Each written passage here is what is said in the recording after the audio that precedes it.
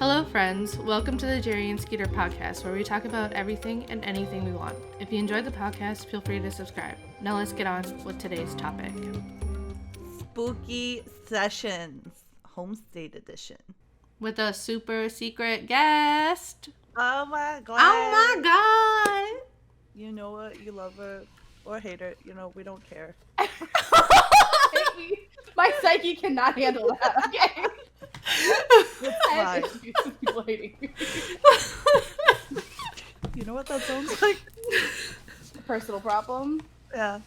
You know what? Me and my therapist are working on it, and I'll one day get over it, okay? So this is Noke. Wait, am I pointing the right way? No. You need to point that way. Yeah. That way. Yeah. That way. This is Noke. On my screen, you're over here. So. This is Noke. She's one of our best beaches, and we wanted to. So, I guess we could kind of describe like the premise of like what we're doing this month. So every podcast this month is gonna be spooky stories, hauntings, you know, all that good stuff because it's October. I mean, not yet. Technically, as we're recording this, but I've been there for, I've been there since September 1st. It's fine. Since pre-October 1st. Since pre-October. You're one of those that, like, halfway through August, you're like, all right, it's close enough. I have gone 3 separate times to buy Halloween stuff, like Halloween garb, decorations. Like, I am that person. Okay. But yeah, so, and our friend Noke is gonna be. Okay, so if we call her Jess, it's because that's her name, but her tag is Noke, so I'm not Still this side. I'm not good at this. Skeeter, please take over because I'm having a mental breakdown. So yeah, we're doing spooky haunted stories. This week, our first week, we're gonna be talking about stuff from our home states, which we all no longer live in, so don't try and find us. It's Right. fine. That's Yeah. true. None of us live here, but there. Nope. Actually, I never really lived there. But I was gonna say, Shows the but same. before we get into our stories, we get to do our cup time. Okay, well, let's let Jess go first So because needs she's a thirsty and she really wants a drink. I mean, that's why I also have a water. I also have a water. But Show I us your wanted to mug show off that my you mug. brought. Also have water. So this is the only mug I have. I'm going shopping. We were just like looking at new mugs because I need some more. Because the only cool mug I have is a Christmas mug. But you know what? We're here for it. So.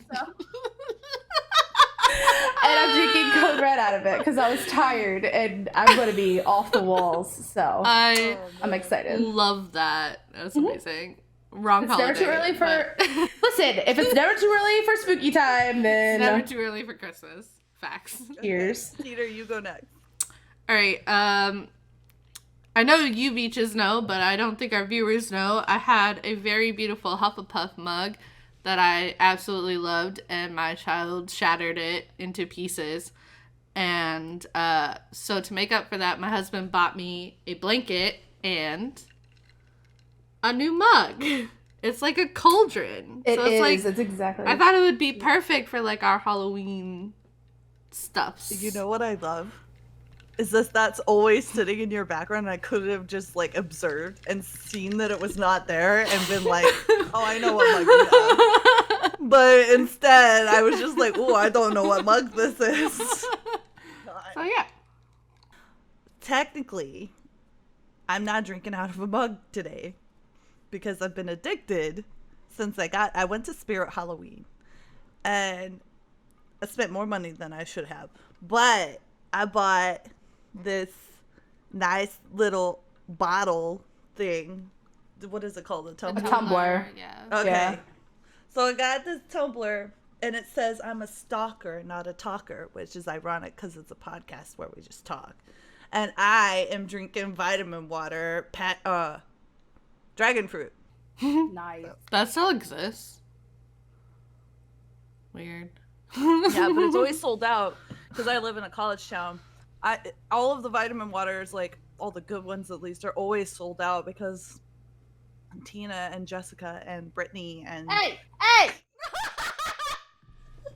all the sorority bitches, they're always buying up all I the wasn't in vitamin a water. sorority. Listen, I played volleyball, okay? It's different. listen, can we agree that you have a basic name sometimes? You go by Jess anyway, you don't go by Jessica. I know, if somebody calls me Jessica, I'm in trouble. If you call me Jessie, we're unfriends immediately. So, hate that name. Not that there's anything wrong with anybody being called Jessie, it's just a personal choice. I don't like being called it. It goes Me back and to I literally I don't know if it was this podcast or the one that hasn't come out yet, but it'll have come out by the time I say this. Last podcast we were talking about, I was talking about how I don't trust people who wear like normal animal my print. god, yeah. She went on So, a tangent. I have a tangent about that. But Oh my god, are you serious? I know you guys don't see a lot of the things I wear because shaven blanket and whatnot. I have never in my life worn animal print ever. So what does my mom decide to get me for Christmas last year? A leopard print shirt. Did I tell you this? No. I She just did! assumed. It's because people who do wear animal print, like it's like levels, right? So first you start with like maybe like it's like a scrunchie that's like, but it's always leopard print. You always start off with leopard print. Nobody was a goes straight to jacket. zebra or cheetah print. No, It was horrible. They always start with leopard print and starts out with little accessories, maybe like a headband. It's like, oh my god, this is such a cute bag, or like a clutch. No, when they reach the level that your mom is at, the straight shirt. Straight up go for the shirt, because we want the Yeah. biggest part of your body that is seen by most people to be covered in leopard print. And it wasn't like tastefully thrown into a shirt. Because like maybe I could see it like with some sparkle. Maybe it was just full. Just Full, leopard Was it print. okay? Not like was the- accent, like No. part. Oh god. All leopard. Nothing Oh else. god. I have one question for you. Was it like tan in the background, or was it like colors? No, it's tan. Okay, yeah, no. Yeah, no. that's- And Mom, if you're watching this, I love you. But we had a very serious talk after that. I was like, I buy my own clothes. I make my adult money, and I like buying clothes. So if you want to buy me stuff, just don't buy clothes. Carol Baskin. Killed her husband, What? whacked him, Ugh. fed him to Um, tigers. They I snack. have one tip about this shirt though. So this is the Sturf. It's a band. It's a band tee. I really like it. I've had it forever. I used to wear this shirt every Sunday to church. Like in Shirt, Jerry. not at all. I wore it on purpose. I would literally so this is like how this is the type of family that I grew up with. I would literally wear like a jacket over it. It could be 100 degrees outside. I'm wearing a jacket over this and then taking that jacket off when I get to church. So you didn't have Just to to wear this change. shirt. So your parents Yeah. couldn't make you change. I Oh was, my I god. was the type of girl, and I know, like, if my family's listening to this, honestly, I don't really care. I don't really think you are, but, you know, whatever. If you are listening, If you welcome do. to who I was as a person growing up. I would literally wear, like lace, like, see-through shirts with, like, nothing but my bra on underneath. And, like, I would wear, like, hoodies and sweatpants over it, and I would wear, like, really tight, like leggings, like, pleather leggings and stuff. I would go out looking like a $2 hooker underneath, wearing, like, my big, like, sweatpants and stuff, because I also played sports. I played soccer, so I had all these big, like, baggy sweatpants and stuff. I would jump into my friend's car, whip that shit off, and then just go. Oh my god. I wanted to be cool like you. No, you didn't. You really didn't. I was in church band. There's a my church entire- band. The Mhm. youth group band. Mhm. And I played the piano and I sang for like 4 years while I was in high school. I purposely would go to youth group and sit by myself because I didn't I hated everybody there and I didn't trust anybody.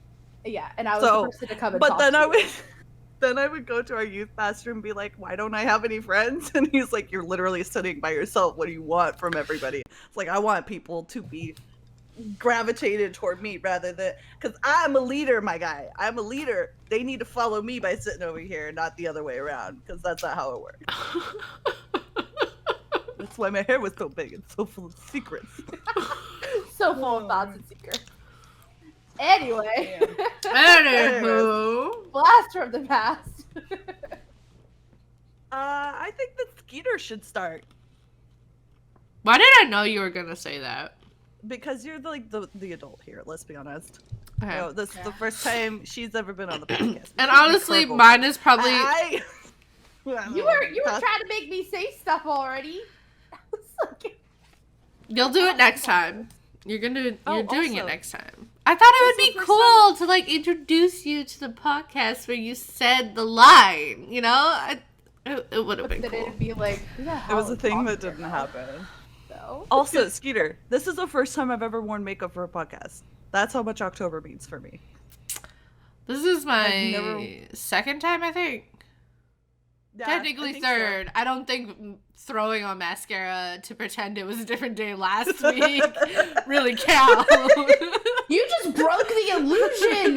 What are you doing? I broke it as soon as it happened. She already did that. God damn it, guys. Literally, we started recording. I was like, wow, yeah, it's totally different. It's totally a different day. And she was like, what the fuck? I literally like put on makeup for this. Anyways, I think my cases are kind of like the milder of the group. Anywho, well, I don't know what Jerry's is. Did you type it in the chat or no? Is it a surprise? It's a surprise. Okay, cool. It was a surprise to me until 7 p.m. yesterday. I was like, I think it was a surprise for her. Yeah, it really was because like I've been like trying to catch up on all of my homework, and then I was in the process of writing my notes down, and my sister was like having a mental breakdown, so I had to talk to her for an hour and 15 minutes, and like it was just like a whole thing. I love you, sis. But I was in the process of just continue. Okay. So I'm actually kind of gonna talk about two places. That's why you're going first. Yeah. Well, because they're shorter, and also, like, you'll figure out why at the end of the first one. But so, and I've also been to both these places. I didn't realize that they were haunted, but here we go. Did they seem haunted when you went? That's terrifying. The first one, no. The second one, I was only there, like, once or twice, so I don't have like as strong of memories of that place, whereas the first place we went there many a times. So, and I'll explain that as I go on. But so the first place I'm doing is Chateau des Moors, which is located in Medora, North Dakota. A little bit about Medora. It's like a historical touristy town now. So every summer when I was in high school, my grandparents would pack us all up in their pickup and grab the camper, and we would drive across the state, and we would camp there. Yeah, we would camp there for a week and just hit all the spots. Go horseback riding, hit up they have a taffy shop in there, like the candy taffy. So good, like the best I've ever had. I was gonna say, is it like saltwater taffy, but obviously like not with saltwater? I think so, yeah. Not that this is important to the story, but just curious. Because I wanted to say saltwater taffy, but I don't think it's saltwater taffy. I think it's just like taffy. I don't know. I can't remember. Don't quote me on that. Don't quote me on that. But it's mainly known for its Medora musical, which is literally the most amazing thing ever. It's outside, and so you're like in this huge like amphitheater that's outside with like the mountains in the background. It's so cool. The musical is my favorite part, and like the musical, it kind of like highlights the time that President Theodore Roosevelt spent in North Dakota. And then they also have a national park named after the president, and it's filled with like buffalo and wild horses, and you can like drive through it and stuff. It's really cool. But yeah, That's so cool. that's Medora. So now the history. So the Chateau de Mours is a beautiful 2-story, 26-bedroom house built as a summer residence for the Marquis family. It was mainly used as a hunting cabin as well. So like if you look up pictures, you'll just see one long room filled with hunting gear and furs and like just like everything. Yeah. It sits on top of a hill overlooking the town below, which was named after the Marquis's wife, Medora. So basically, he's the one that built the town. So I never would have thought of North Dakota as having a marquee. Ever. Just saying. Just right? throwing it out there. So here's why he came to Medora. So Marquis de Mours was a French aristocrat with an entrepreneurial spirit. He came to the Dakota Territory in 1883 to make a fortune in the cattle industry.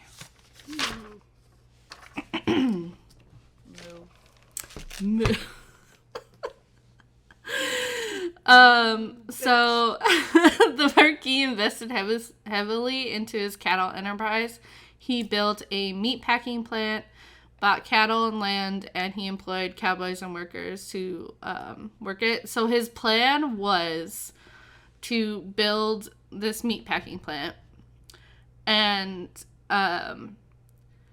like slaughter the cows and stuff, pack it up, put it in refrigerated rail cars, and send it east. Okay.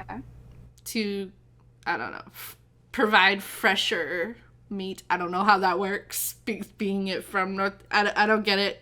That was his idea, I guess.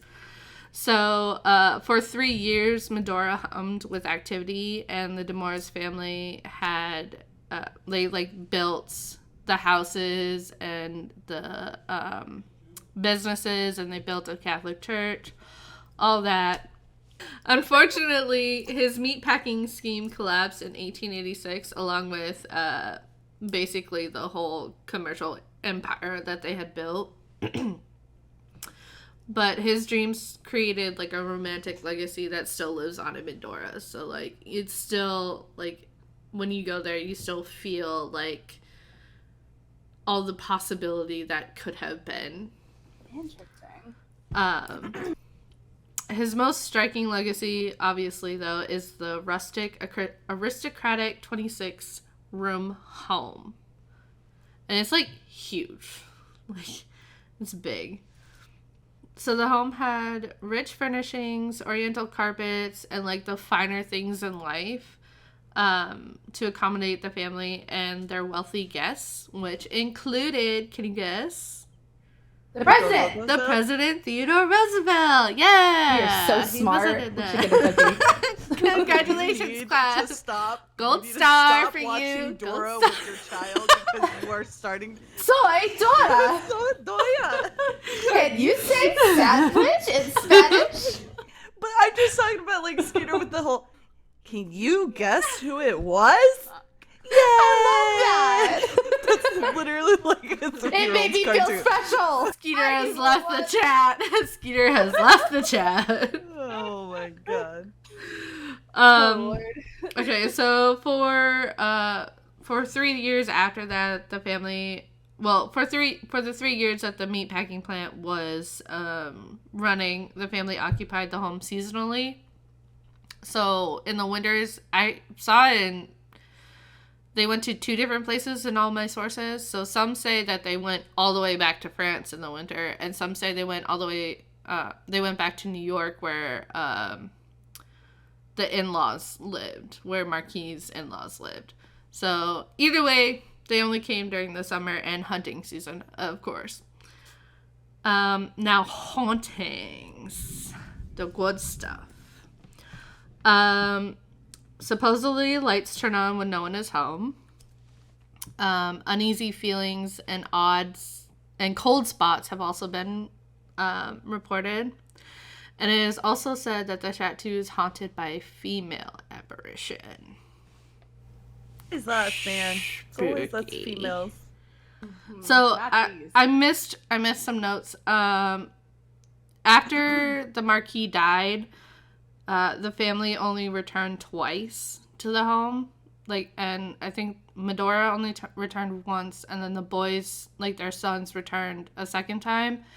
And then they gave it over to the state, and that's where it became a historical site and stuff. So I threw that in there. Sorry, I forgot about that.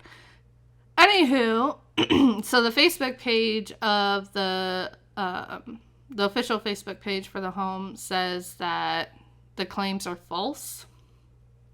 The home was a happy place for the family, and no one died in the home. So, Interesting. not really haunted.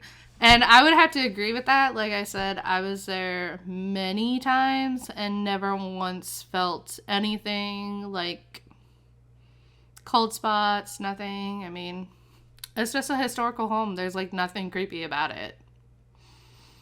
So, and that's why I decided to do a second case. Because it wasn't actually haunted. Because it wasn't actually haunted. Well, it could be. It could be probably with happy memories or happy spirits. yeah. Well, not happy spirits, but happy what is it? Residual hauntings where it's creepy or spooky or whatever. But yeah. Put that in perspective. 26 26 rooms in the house. That's insane. But yeah. So so my next story is the Custer House on Fort Abraham Lincoln in Mandan, North Dakota. So I've been here once or twice. That's why I said I don't really remember it. And the tours of this place are actually kind of unique because you don't just tour it. They hire actors to basically cosplay from that time period.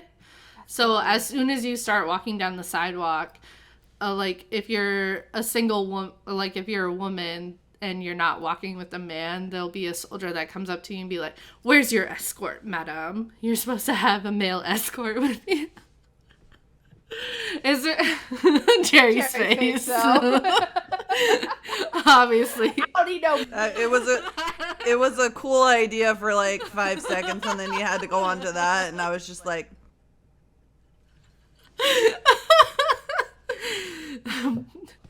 Fort Abraham Lincoln was established in 1872 to protect Bismarck, which I think at that time was the capital of North Dakota, and the railroad construction from the Native American attacks that were happening. The original house, built in 1873 for the base commander, Lieutenant Colonel George Custer, and his wife Libby, burned down. So the lieutenant colonel took that opportunity to make some improvements to the layout of the house. They basically made it bigger. Is this the same General Custer? Okay. From the Civil War, yes. Wow. Yeah. Okay. Isn't it General Custard in the ballroom with the wrench? No, that's Colonel Mustard.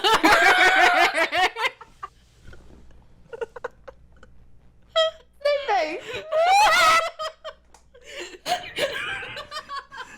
That's why Okay. it's yellow. Okay, that makes sense. Mustard yellow. Uh-huh. Custard's yellow too. Custard is not the name of yellow. Oh my god. That was beautiful. It sounded right. This is why we invited I know, you. This is why you're saved in my photos. Free content. I was gonna say free content. Okay. Wait till we get drinking. Okay, sorry. Are we gonna So because they were stationed in North Dakota, they were so far out in the country, and the couple were apparently city people. So when they rebuilt their house, they made it feel like there was civilization around them. I don't know how to do that. So they had like a large entertaining rooms, where, so like they had like a large, I don't know what it's called, like Ballroom. A sitting room? a sitting room parlor, maybe. I don't know. Yeah. It's like, so like the women, like We sound like we don't. the officer wives would chill downstairs and, you know, have their thing. And then upstairs, the officers would be in a billiard room and playing pool. And then it also served as a war room too. So like, Okay. Custer's two brothers, as well as a nephew, were also stationed with him at Fort Abraham Lincoln.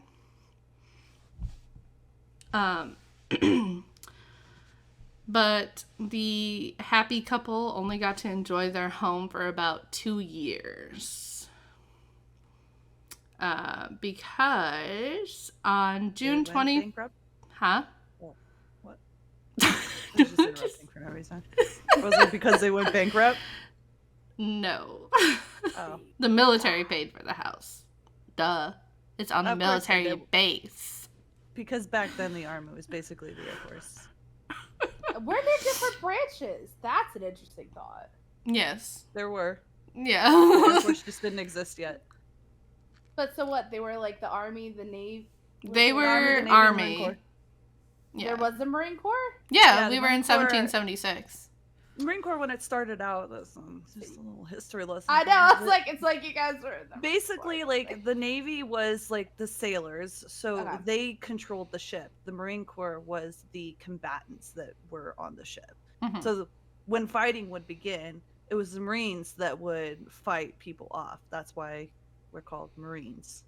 Hoorah. And that's why there's usually Marines stationed on all That's the Navy Army. vessels nowadays. Oh. What's the Marines? Our grunt is oorah. Hoorah. Hua. What did I say? You said hua. Hua. It's a Hoorah. little less aggressive. Different grunts. So- There's hua. Sorry, I Hoorah. don't know my grunts. I don't know. I don't I Also- don't know the grunts. Also, fun fact, Marines were formed in a bar. Does that explain a doesn't lot? Surprise me at all. Does that explain a lot about our person? Yeah, so Yeah. so the Army was basically everything land, and then the Navy and Marine Corps worked together for the ships. Because if you're like makes trying to sense. like think about how like you have to turn the sails, like Sea of Thieves, right? You like have to turn the sails and do all that stuff. The people doing that were the sailors. The people firing the cannons and fighting people when they were that would board other ships and stuff. That was the Marines. Oh, okay. That makes sense. Thanks for that history lesson, guys. You're welcome. The Marine Corps really doesn't let go of its roots like at all. No. Why Including the they're bar so thing. sexist. And the bar thing. Oh. Yeah. The alcoholism thing. Yeah. Anyway, moving on. So on June 25th and 26th, 1876, the Battle of Little Bighorn took place, That was a hard sentence. which apparently took place in Montana. I thought it was like in their little area. I didn't know that they rode all the way. So I don't know if you know this, but like Mandan is like right above Bismarck, and it's like dead center of the state. So they rode half the state away, and I don't know how far into Montana they rode, but like, because they were a cavalry company. Mm-hmm. So yeah, I found that interesting. Anywho, so the 7th Cavalry, along with 2 other units from different forts, were given the assignment by federal government to force Native Americans back onto the reservations. So like the Native Americans were refusing to sign the treaty, and they were refusing to like stay in their put place, basically. I have so many emotions. I know. I know. I hate it. I'm really bad at No. hiding my state face. They didn't so want to sorry. stay in the place that you assigned to them in the land that they lived for centuries. Wait, that doesn't seem right. So, like, I kind of don't feel bad that, you know, they got completely demolished by the Native Americans. Oh, okay. I was very concerned where that sentence was going. I'll be like, Skeeter, you're gonna have to edit that out. I can't say that. Well, anyway, No. so when the 7th Cavalry caught up with the angry Native American forces, they were badly outmanned and outgunned. And Lieutenant Colonel Custer was too arrogant to realize the bad situation they were in. So he... This is where I know I'm from. Continue. So he literally had Native American scouts that went and, like, scouted out and, like, oh shit, that's a lot. They came back, they're like, you don't want to do this. There's a lot. And he was like, nah, man. Fuck you. Nah, man, I got this. We got this. Because, like, so when he was in the Civil War, he took risks and it paid off and it gave him advancement in the ranks. So he's like, let's take risks so I can be a hero, so I can make advancement in the ranks. Well, that arrogance killed him and his whole cavalry. So he refused to listen to them, and he did alter his original plan of attack, but it still wasn't enough to avoid disaster. So the men of the 7th Cavalry rode with Custer in this campaign, including his 2 brothers and nephew, suffered a painful and terrifying death. Custer and some 200 men in his battalion were attacked by as many as 3,000 Native Americans. 200 men against 3,000 Native Americans. You done Like- fucked up. Like, Aaron. how arrogant do you have to be? Like, extremely. Like, even Did if Custer? Go you ahead. said they were outgunned, right? So, like, Mhm. did they have guns? Well, Yeah, yeah, because like The Native Americans would get guns whenever they would do small raids. raids, yeah. Because, like, even if I'm thinking, like, okay, it's guns versus bows and arrows, that's still, like... That's also like that ratio is still... They also traded a lot with Native Americans. Wait, I have a question about Colonel or General Custer. Lieutenant I almost said Colonel Colonel. Mustard. Because I just said Colonel Yeah. Mustard. Did he ever have any kids? It didn't say in any of my research, but I didn't really look into like his history. You know. I don't... Okay. Well, anywho, so I lost my place. Oh, so anyway, so they were attacked by 3,000 Native Americans. Within an hour, Custer and all his men were dead. An hour. He didn't have kids, by the way. Yeah. Yeah, And another great thing, the dead were buried where they fell. So, I mean, at least, they buried them. that's Which true. wasn't Oh, respect did that they the bury them? U.S. government had for the Native Americans that they slaughtered. Well, but, so so I was trying to look for photos of like the battlefield to like share at the end or whatever, and they have markers now, and like there's like for all the soldiers there's white markers, and then there's one with a black plaque, that's where Custer fell, and then for the Native Americans it almost looks like there's granite markers. And I thought that was really cool that they obviously did both sides. But on the Native American stones, it says, Lakota warrior fell here trying to protect the Lakota way of life. And I thought that was a really cool way of putting it. Because, like, it's true. They were trying to protect their way of life, which was being taken away by the white man. So the hauntings. Well, I'm not done yet. Okay? Oh. Almost there. I wonder if that, like, burial ground, like, kind of looks like Culloden in Scotland. I mean, I can show you. I have pictures. So life went on at the fort. The widows returned home, and new troops and officers obviously replaced them. In 1891, the post was decommissioned after a new Fort Abraham Lincoln was built across the river. Some say because there were so many hauntings on the other side. Wonder why. And a nonprofit organization formed and rebuilt not only the Custer home, but also built many of the buildings on the fort. So they basically rebuilt the original fort. And then Libby Custer's descendants donated many of her belongings, including old pictures and stuff that are now in the home. So now we're at the hauntings. With all typical hauntings, cold spots, disembodied voices, doors opening, closing at will, lights turning on and off, feeling of being watched. It is also suspected that the activity picked up because the tour guides are dressed in period clothes, so it kind of like fuels the energy of the for the ghost to feel more welcomed or whatever. It is suspected that the lieutenant colonel haunts the house. People feel a male presence and male EVPs have been captured.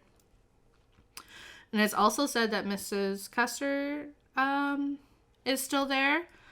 A woman wearing a black dress has been seen looking out a second floor window, which is supposedly her bedroom.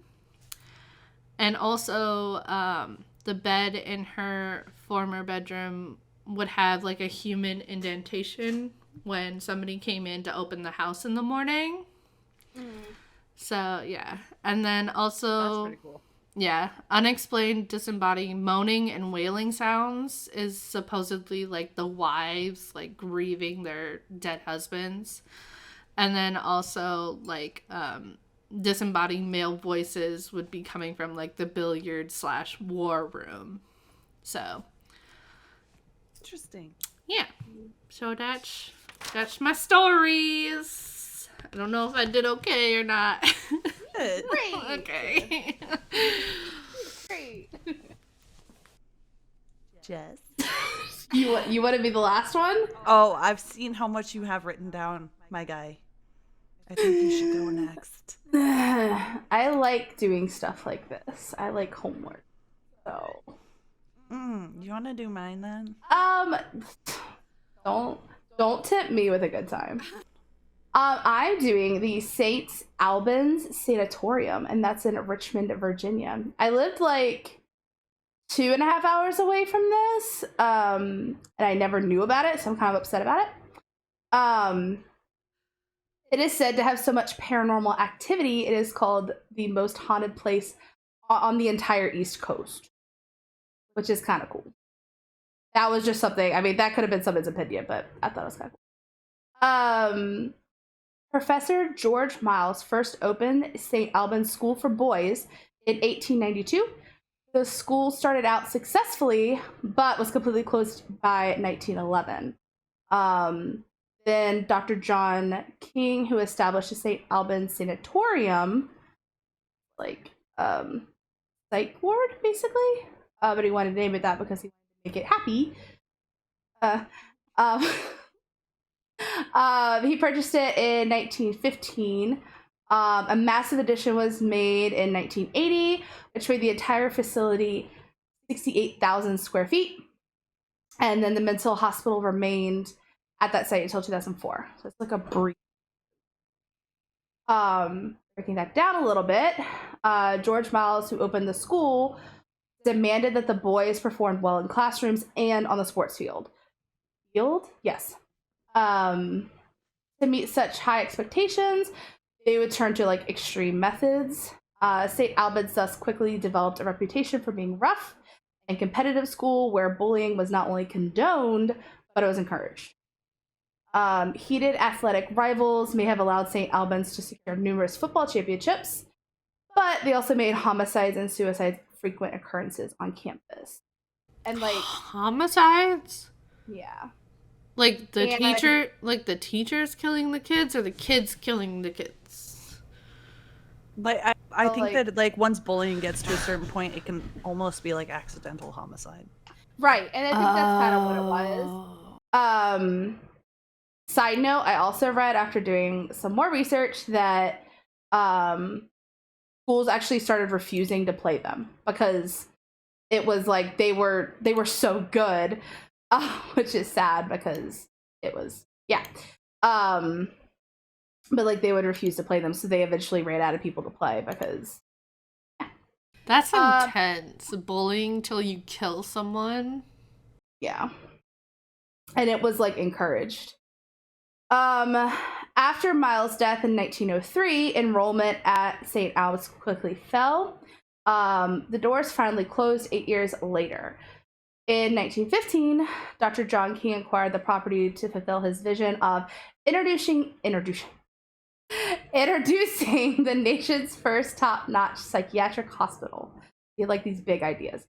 Apparently, the doctor had worked at a superintendent at the Southwestern Lunatic Asylum, was very unhappy with the conditions, so he wanted to open an institution where patients would both be treated well and accommodated. That being the case, he made several renovations to the school's remnants, even added a farm to the property in order to give the patients a proper place to exercise and play. Sounds great. Unfortunately, just as Miles' school didn't produce the gentleman he wanted, King's St. Albans Sanatorium never would deliver his goals of the high recoveries. History of psychiatric treatment methods during the 1900s were not ideal. Horrible. This is also kind of a trigger warning because it gets super icky. So, you have issues with that, just prepare yourself for just what kind of trigger warning? Just icky stuff? Yeah, I mean psychiatric like torture, basically. Okay. That's what they thought would fix it. Trigger warning, psychiatric lobotomies. The what now? I was reading this yesterday. The what now? I want Skeeter to say that word again. No. Oh no, I wasn't the first one who said it though. Making fun of me. Cause she's making fun of you. I was reading this and I was like, what the heck are lobotomies? She said it out loud. It stopped him from playing his video game. Skeeter was really quiet, so I was like, oh, maybe she didn't hear me. So you said it again? No. I was like, oh, it's lobotomies. And I was like, oh, God, I hope she didn't just hear that. And meanwhile, she unmutes and she's dying laughing. I'm like, great. I'm never going to live this down. And I literally wrote it in my notes so that I would remember today to make fun of her for it. Because they're such great friends. Oh my God. I love you. So, on that note, they would use insulin-induced comas and lobotomies that would leave patients either brain dead or really dead.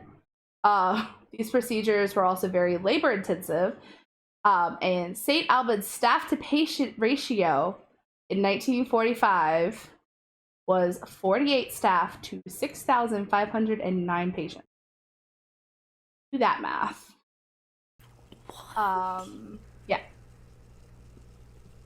When they Wait, how many? 48. 48 staff members. Yeah, to 6,000 what? 6,509. And obviously those 48 members would not be working at the same time. Right. That is 127 people per staff member. And like, you think about that too, that's including doctors. Doctors were not taking care of patients. They were doing bad things to them. Oh, that's probably all the stuff. That's probably like janitorial stuff. That's probably like everybody. Yeah. That's ridiculous. There's no way. All things are started with good intentions, right? I don't know. Yeah. Okay, so again, sorry, it's graphic. It's just part of the scary story. When cutting people's skulls open proved ineffective, doctors opted to simply shock them to their senses. Schizophrenics, for instance, were giving electroconvulsive therapy, which was deemed safer than the insulin coma therapy. So a step up. Still, ECT had many possible dangerous after effects, including fractures, several severe memory loss, and spontaneous. Yeah, totally a step up. Uh-huh. Well, from being, Brain dead. Dead. This is horrible. I'd rather be dead. I think we're laughing because it's so sad that people so are actually treated uncomfortable. this. Like, it's so bad. It's like, anyway. Moving on to ghosty things, because that's what we're really here for. And just like, going back to the top, it ended up closing. And then I believe I wrote somewhere So that... how long was it in operation? Hold on, where did I put... Okay, in the 1990s, the Korean health system acquired the St. Albans Sanatorium, but vacated the property in 2003. So it closed down in 2003? It was vacated in the 90s. In the 90s. Oh, And then they okay. ended up just closing down the And it entire probably building. just fell into like disrepair or something. Yeah. So... In 1915 is when Dr. John King acquired the property. Right, so 1950 to the 1990s is how long they were in. Yeah.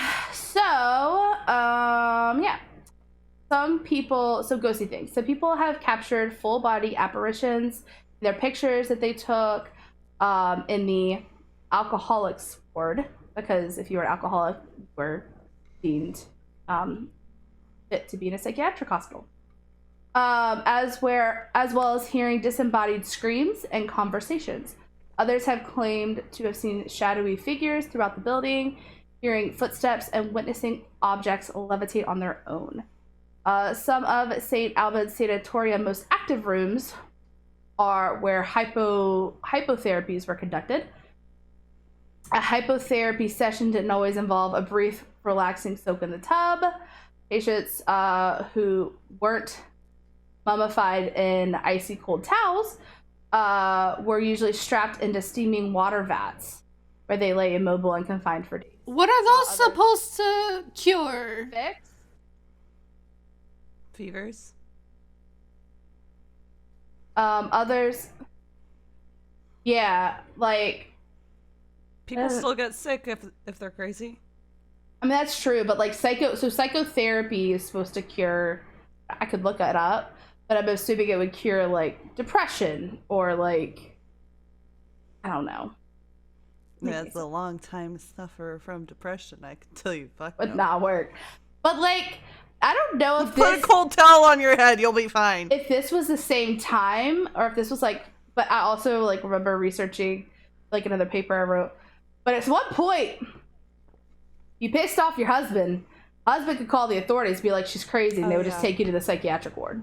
Good days. Good times. Yeah. So I don't know if that's like in this time, but It that was. used to happen. I forget what it was called. I mean, like, But- PMS was grounds to put somebody into a psychiatric ward. Like, Women have had such a great history. yeah. Where's your escort? So others were blasted from water from a firing hose. Side note, this chamber was later named the suicide bathroom.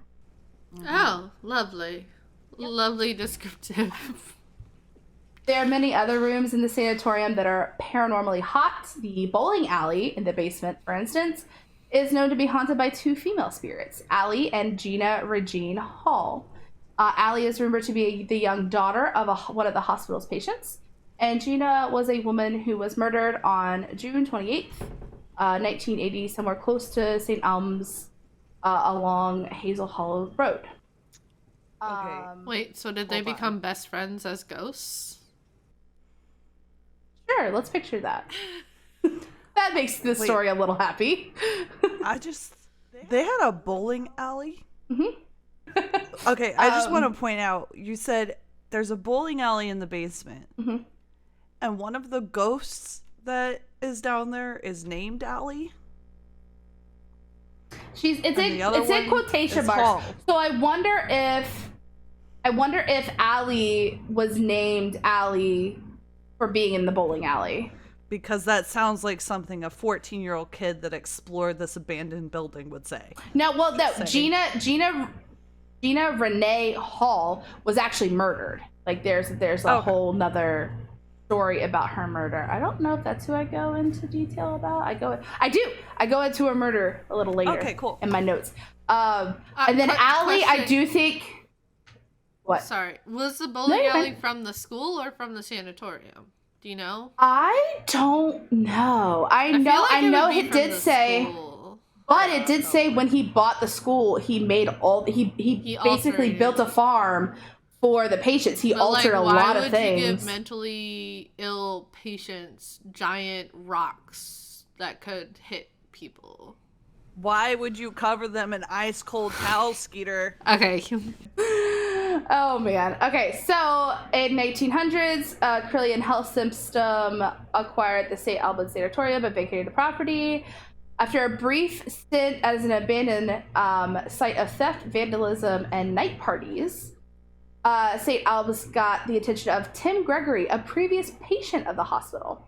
As the property's new owner, he made the mission to renovate its remaining buildings and transform it into a research and enlightenment center. Today, to fund these, he hosts events that... Today, he hosts events in... Oh, okay. Including an annual haunted house Halloween extravaganza. I mean, that makes sense. As ghosts roam through the building, they encounter zombies and mental patients. But it's like double spooky because you don't really know if some are real or not. If I punch them in the mouth and they said, I didn't sign up for this, they're real. Okay, so some actual stories about ghosts there. The Muffin Man hallway is on the first floor, right past the King Center entrance, which I also think I'm firing everybody who comes up with these names. It's Virginia. What do you expect? The nickname comes from the St. Alm's volunteer extraordinaire, Jenny Johnson. So you can blame Jenny Johnson for naming him. 1 year during that Halloween event fundraiser for the hospital, Jenny was dressed as a bloodied Muffin Man. Event visitors reported not only seeing the Muffin Man, as in her doppelganger, which she wasn't there.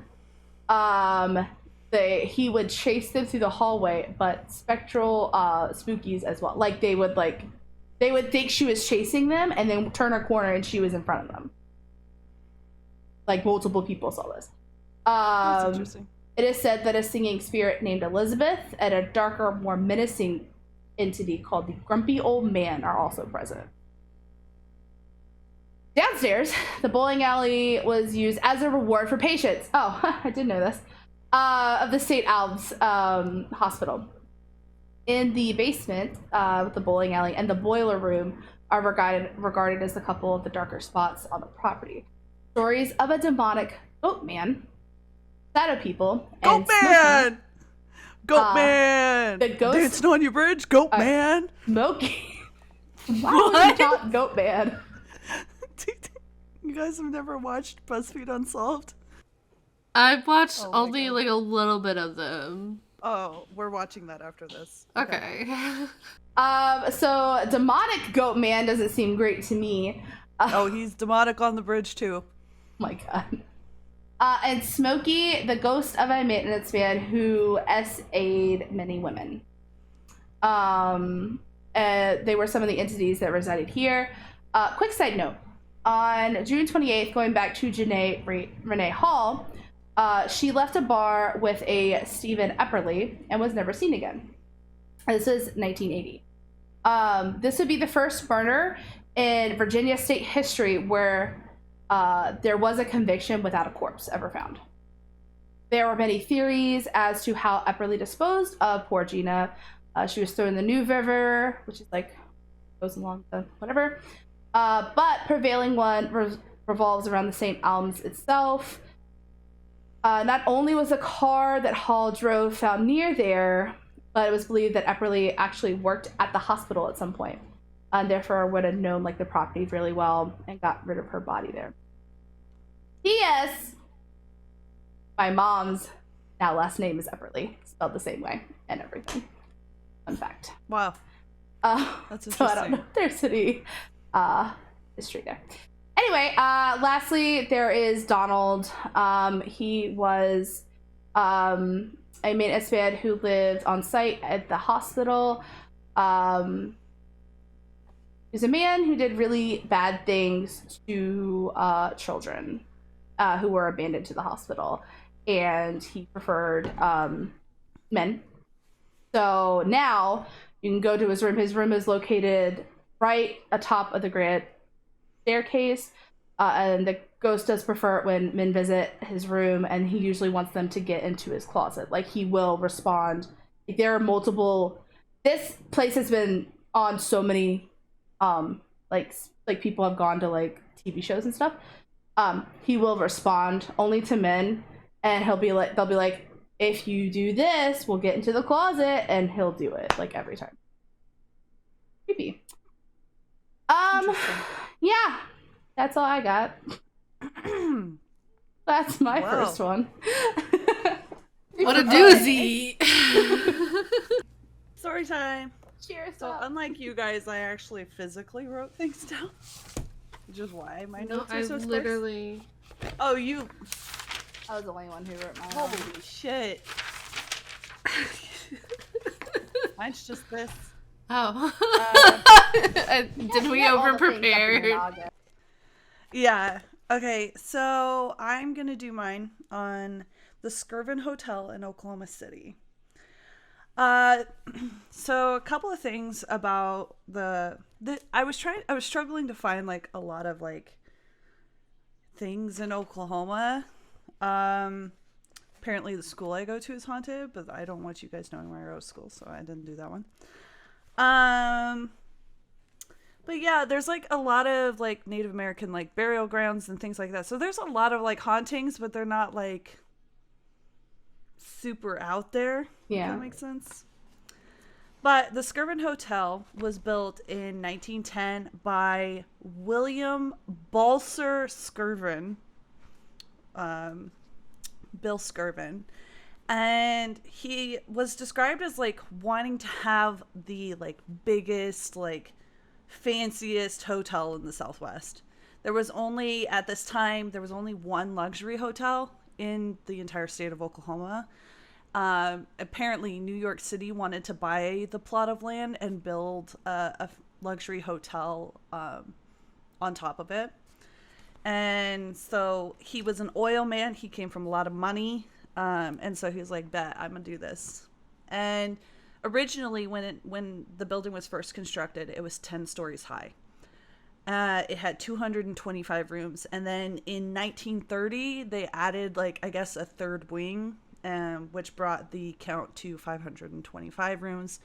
And the story, they upped the stories to 14 stories. Jesus. Yeah. It apparently sits in like the metro area of Oklahoma City. I've never been here. When he built the hotel, he imported a lot of things, including the chandeliers, for $100,000 each. In 1910, they were $100,000.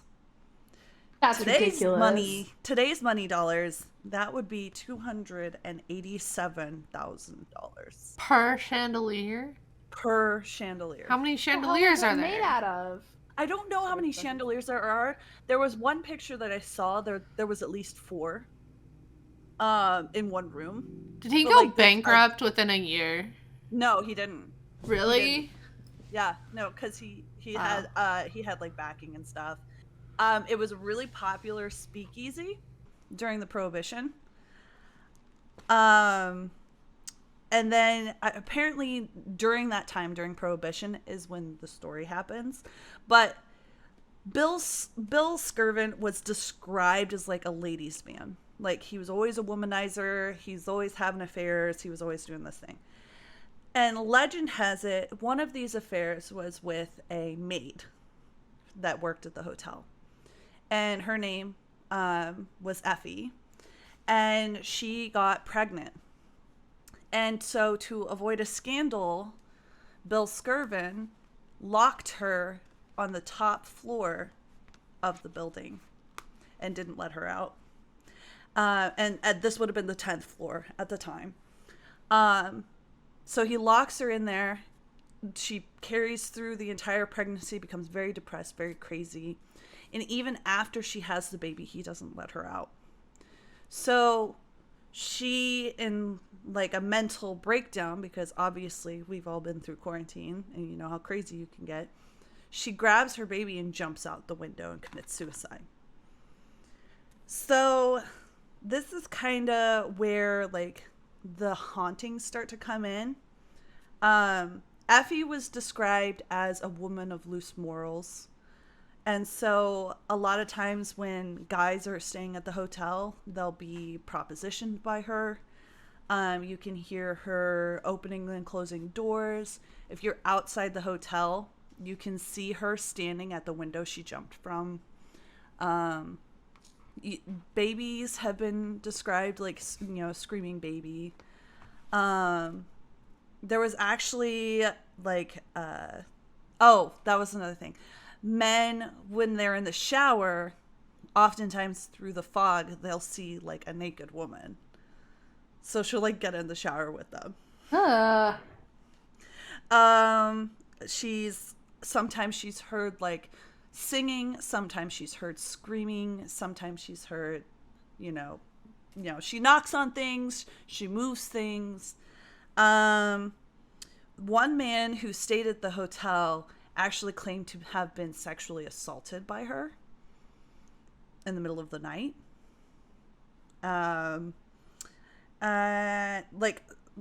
When I'm talking about things moving, like people come out into the hallway and see the maid's cart just rolling down the hallway with like no propulsion, nobody's pushing it, it's just rolling down the hallway and nobody's there. She just steals the maid's cart.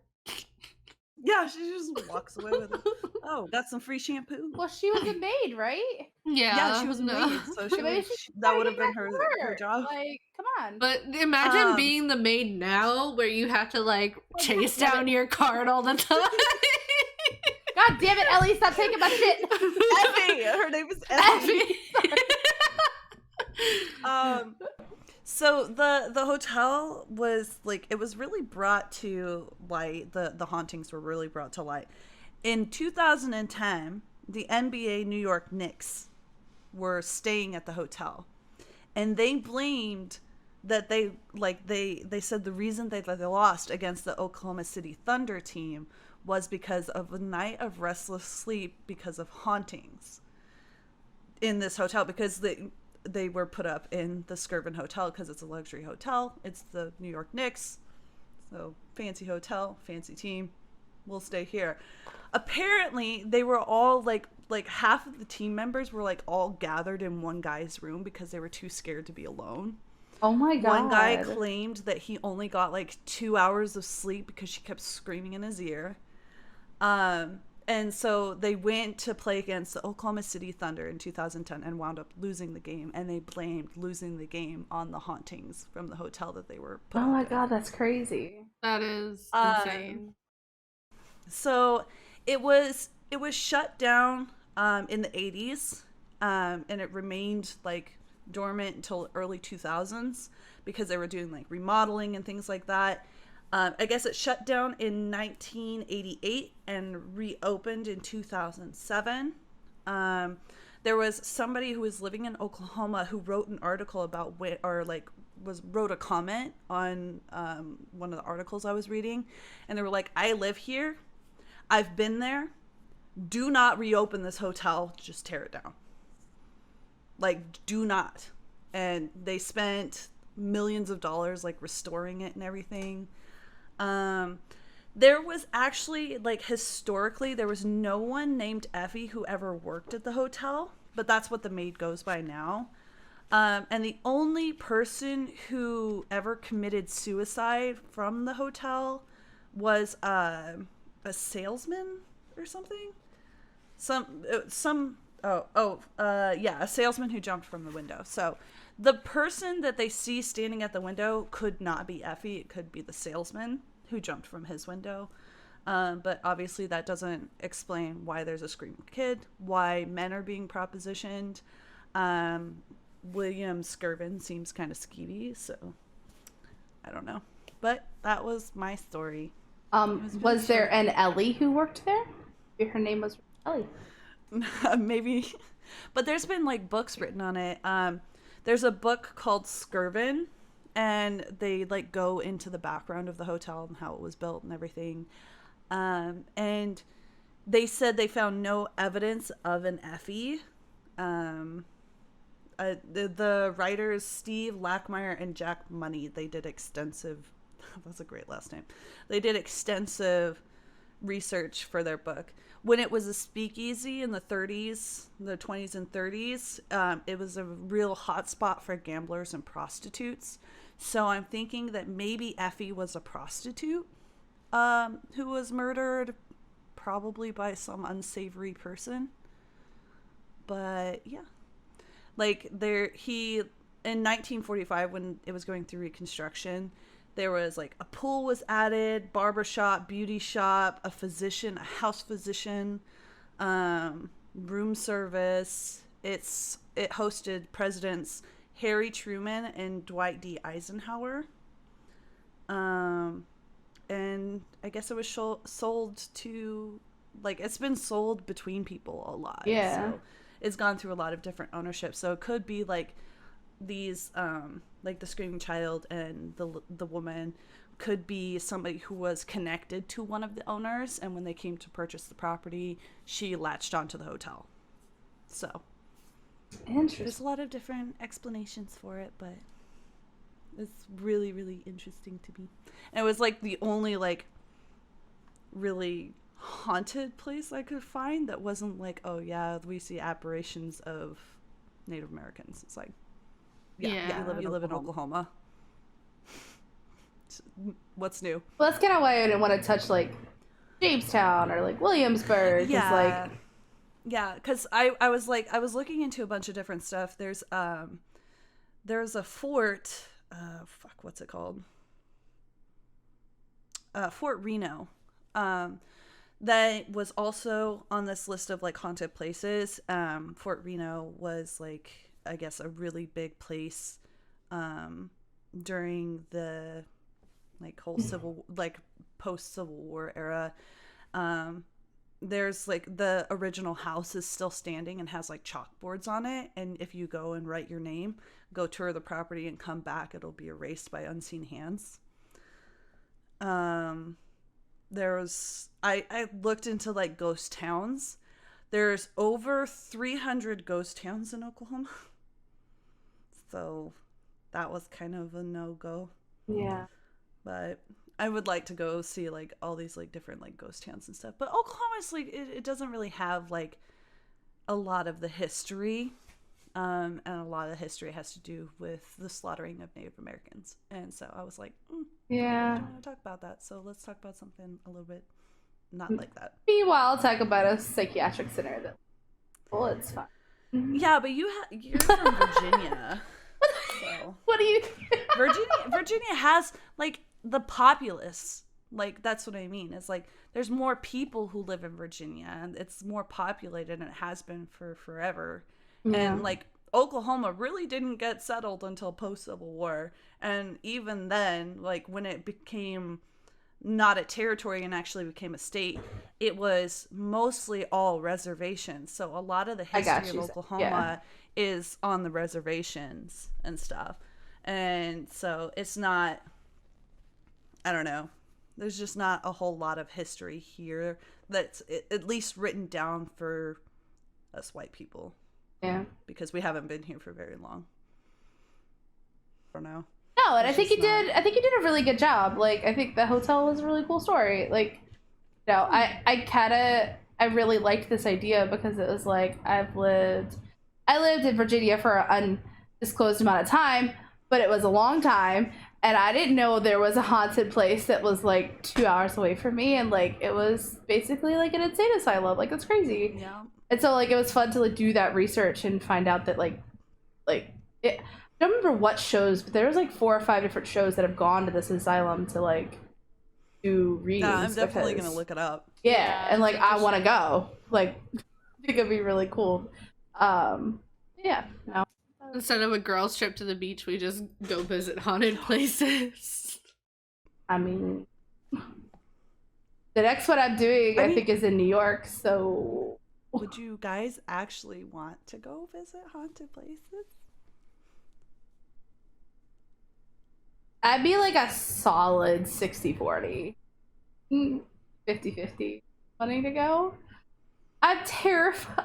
I don't think I think you underestimate my flight or fight reaction. Okay, it's flight, fight, or freeze. No. So no. Freeze. No, I'm gone. Like, something drops behind us, I'm gone. Like, I will leave. We'll go on cardio day. We'll go on cardio. I mean, what's funny is, like, you both are probably faster than me, so I'm like, oh shit! You guys are, like, past me. Okay, so last Halloween, I don't know if I told you guys this, but last Halloween, Caleb, like, I was coming out of the bathroom, we were getting ready to go to a Halloween party, and so he had this, like, mask, this, like, occult mask. It was, like, a goat with, like, horns and stuff. And he jumped out at me as I was exiting the bathroom. I grabbed him and ready to punch. I was like, how fucking dare you? So okay, as long as I go with you, then I'm good. I don't really know in the moment what my reaction is going to be, because sometimes I'll scream, sometimes I'll just like duck, like that one time when a bird flew really low in front of my car and I thought I was going to hit it, so I ducked. Who doesn't duck? Come on. All right, well, we'll be back next week with some more spooky, scary stories, spooky sessions. I don't know what I'm doing yet because I just can't think because of college. It's just really driving me crazy, but I'm going to work a little bit harder to have a little bit more next time. I'll probably do the history of the Ouija board next week. Yeah. It's fine. We'll put her last again. Gonna do? I'm doing the Missouri State Penitentiary. I will be drinking heavily during. Every time Jerry says Ouija, we should take a drink.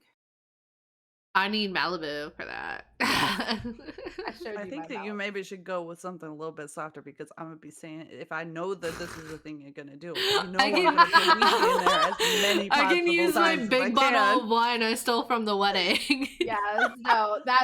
Let's just drink a bottle of wine. Well, that's how I'm gonna get through talking about Ouija boards. So you're doing Missouri State Pen. What are you doing?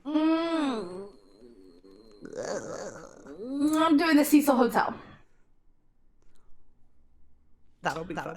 I'm excited. So next week is really going to be a long episode. Yeah. So next, let me put it in perspective for you. I've listened to entire hour-long podcasts just on the history of the Ouija board. So.